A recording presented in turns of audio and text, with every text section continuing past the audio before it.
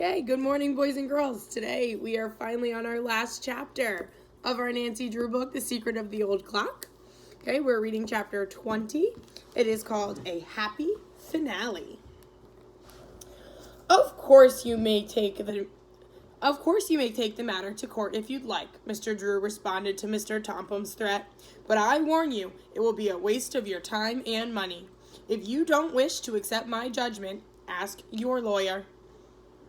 Mr. Drew is right, the other lawyer said after arising and looking carefully at the legal document, which Mr. Drew took from his pocket.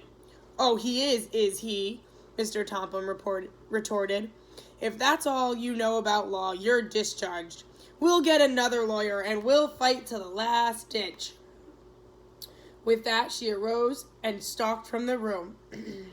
Isabel and Ada followed after bestowing a withering glance upon Nancy. Mr. Tompum brought up the rear. As soon as the door had closed behind them, their lawyer arose and picked up his briefcase. Well, I can't say I'm sorry to be taken off the case, he remarked as he too took his leave. But I advise you to be on your guard. That woman is certainly belligerent. At once, the atmosphere in the Drew living room became less strained. Though each person was fearful Mrs. Tompum would make trouble, everyone began to talk at once. Oh, Nancy, I can hardly believe it, Allison declared happily. The money means so much to Grace and me. And we owe it all to you, Nancy Drew. You haven't told us how you came to find the will, but I know you are responsible. When the Hoover girls and Mr. Crowley's relatives begged for her details, Nancy told her of the adventure with the thieves at Moon Lake. After she had finished the story, they praised her highly for what she had done. We'll never be able to thank you enough, Grace said quietly. But after the estate has been settled, we'll try to show our appreciation. It was on the tip of Nancy's tongue to say that she did not want a reward when Mr. Drew turned the conversation to a different channel. Mrs. Tompum will not give the money up without a fight, he warned. My advice would be to go along as you have until the court has decided to accept this as the final one. However, if Mrs. Tompum and her daughter bring the matters into court, I'll give them the battle they'll never forget. After thanking Mr. Drew and Nancy for everything they had done, the relatives and friends departed. Allison and Grace were the last to leave. On the porch, Allison paused to hug Nancy and say, Please let us know what develops. I'm so eager to start taking voice lessons. Nancy wanted to set off at once to see Abby Rowan and tell her the good news, but upon second thought, she decided to wait. Suppose the Tompum succeeded in upsetting the whole case. For a week, Nancy waited impatiently to hear the result of the battle over the will. As she and her father had anticipated, Mrs. Tompum was fighting bitterly for the Crowley estate. She had put forth the claim that the will Nancy had unearthed was a forged document.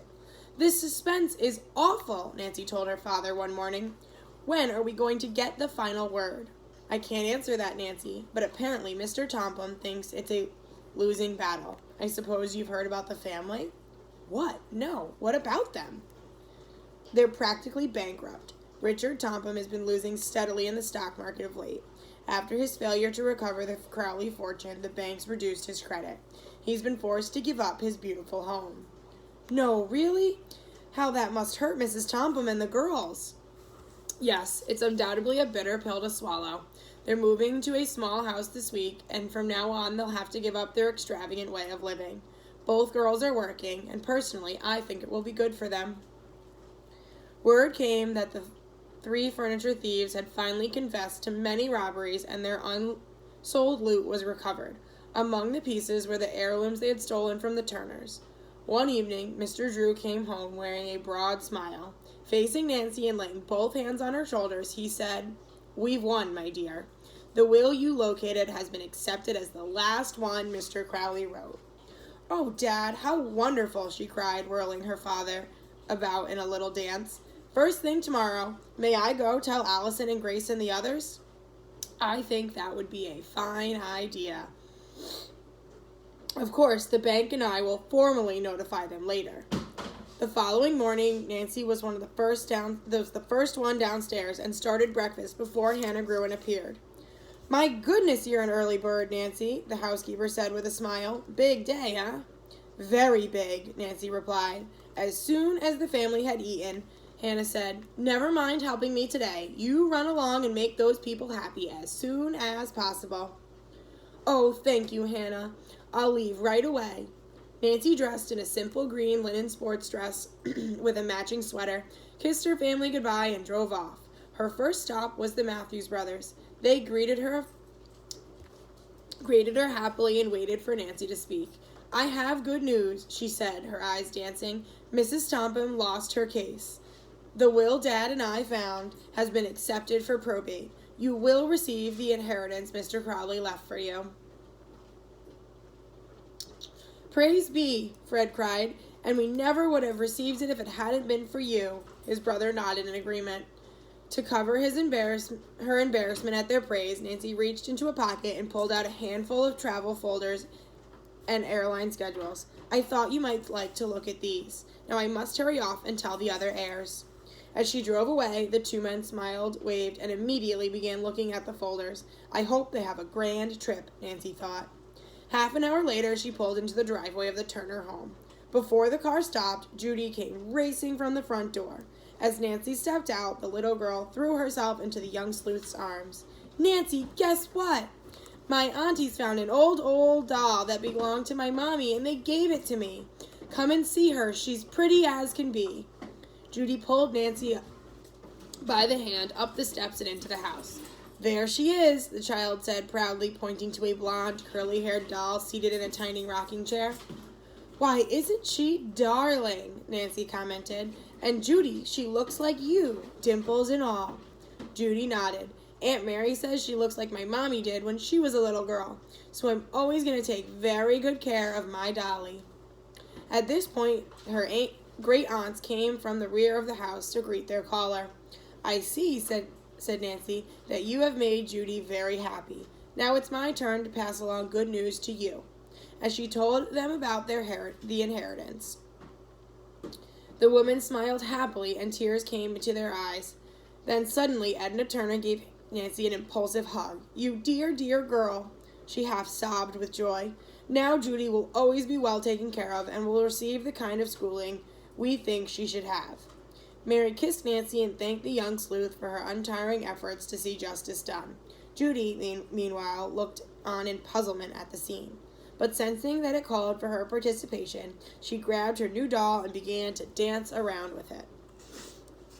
Now you can go to school too, Carol, she told her doll. It was hard for Nancy to break away from the Turners, but she reminded them that she still had 2 calls to make. But come back soon, Judy said. When Nancy arrived at Abby Rowan's, she was delighted to find her seated by the window in a chair. Her kind neighbor, Mrs. Jones, was there preparing food for her. To this, Nancy added a jar of homemade beef broth and a casserole of rice and chicken, which Hannah had insisted upon sending. Can you stay a little while? Mrs. Jones asked. I ought to run home for a half hour, and then I'll come back. She's been so kind, Abby Rowan spoke up. Today she took my laundry home to wash and iron. After the woman had left, Abby went on, the folks around here have been very thoughtful of me, but I just can't impose on them any longer, yet I haven't any money. Nancy took her hands and smiled. I came to tell you now that you have lots of money, left to you by Josiah Crowley. What? You mean I won't have to depend on just my little pension any longer? Bless Josiah. Nancy, I never could believe that my cousin would go back on his word. Nancy ate some broth and crackers with Abby Rowan and told the whole story. The old woman's eyes began to sparkle and color came into her cheeks. Oh, this is so wonderful, she said. Then she chuckled. It does my heart good to know you outwitted those uppity Tompum women. Nancy grinned and said soberly, if I hadn't become involved in this mystery, I might never have met such wonderful people, and their names aren't Tompum. Abby Rowan laughed aloud. The first time Nancy had heard her do this. She laughed again just as their neighbor returned, and Mrs. Jones, amazed, had no chance to exclaim over the elderly woman's high spirits. Abby launched into an account of her inheritance. As soon as Mrs. Rowan finished the story, Nancy said goodbye and left. She now headed straight for the Hoover farm. The 2 sisters were working in a flower bed. Hi, Nancy called. Hi, yourself. How's everything? Allison asked as she brushed some dirt off her hands and came forward with Grace. Hurry and change your clothes, Nancy said. I have a surprise for you.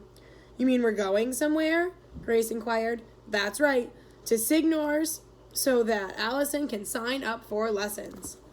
Oh, Nancy, you mean? Yes, the inheritance is yours. I can't believe it, I can't believe it, Allison cried out ecstatically. She grabbed the other two girls and whirled them around.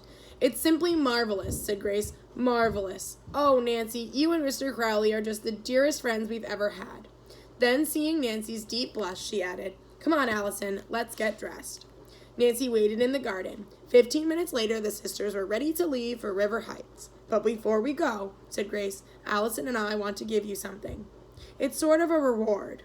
Something very special, her sister broke in. Oh, I don't want any reward, Nancy objected quickly. Please just take this one. Allison spoke up. She led her way into the living room mantel, and there stood the Crowley clock. We received it this morning from the Tompums, Grace explained. Allison added, We think you earned this heirloom, Nancy, and somehow Grace and I feel Mr. Crowley would want you to have it. Why, thank you, said Nancy. She was thrilled and gazed at the old clock. Though quaint, it was not handsome, she thought, but for her it certainly held a special significance. She was too modest to explain to Allison and Grace why she would prize their heirloom, and besides, her feeling was something she couldn't really put into words. Actually, she had become attached to the clock because of its association with her recent adventure. This is the first mystery I've solved alone, she thought. I wonder if I'll ever have another one half so thrilling. As Nancy stood looking wistfully at the old clock, she little dreamed that in the near future she would be involved in the hidden staircase mystery, a far more baffling case than the one she had just solved. But somehow, as Nancy gazed at the timepiece, she sensed that the exciting days were soon to come. Nancy ceased daydreaming as the clock was handed to her and looked at the Hoover girls. I'll always prize this clock as a trophy of my first venture as a detective, she said with a broad smile. That's the end.